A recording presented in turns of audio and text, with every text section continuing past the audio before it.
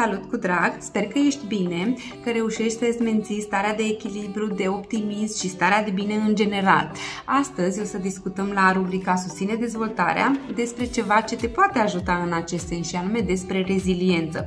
Eu sunt Danca Alchepsi și vreau să-ți povestesc despre un instrument pe care eu îl folosesc în discuțiile mele de coaching și un instrument care este foarte util în a susține pe cei care au nevoie, mai ales în această perioadă.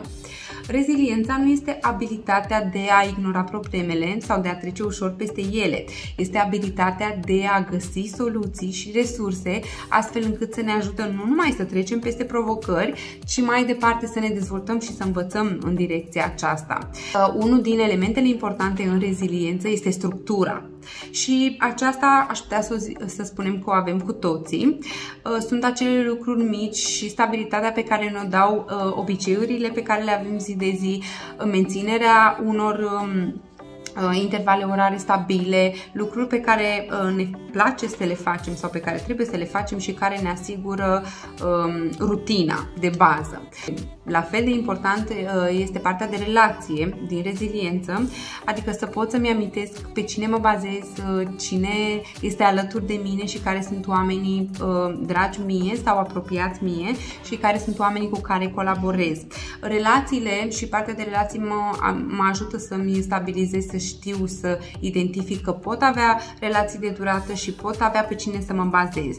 Și legat de partea de relații, un alt element al rezilienței ar fi emoțiile pozitive, cum ar fi dragostea, iubirea, atașamentul, sunt cele care mă ajută, așa că poate ar fi bine să-mi amintesc cine ține la mine și de ce ține la mine și suportul, pe cine am aproape în aceste momente. Nu trebuie să uităm să discutăm în termenul de reziliență și despre identitate, să-mi amintesc cine sunt și ce pot să fac și ce știu să fac și care sunt ariile mele care dau rezultate, care sunt punctele mele forte și pe ce mă bazez, pentru că indiferent de ce se întâmplă în contextul exterior, eu rămân același, nimeni nu mă schimbă.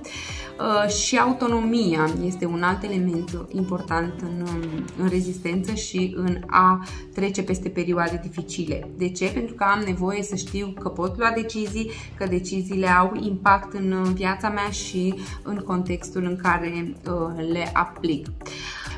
Ce ar mai trebui să punctăm aici?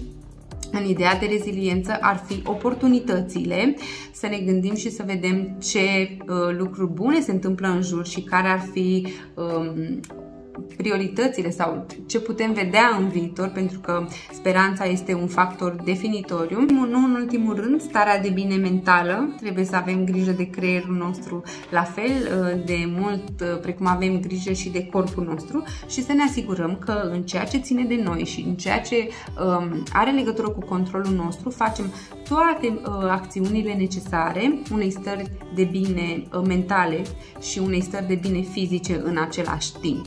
Fă-ți o listă cu resursele pe care le ai, fă-ți o listă cu lucrurile care îți plac și care îți pot aduce bucuria și acum și fă-ți o listă cu lucrurile pe care le faci bine, cu oamenii pe care te poți baza, cu frumoasele conexiuni pe care le ai și o să vezi că ai mult mai multe lucruri decât credeai. Despre asta a fost astăzi, despre reziliență. Îți doresc o săptămână nu neapărat fără provocări, ci cu provocări din care să înveți și care să te dezvolte și o săptămână cât mai rezilientă. Mult succes!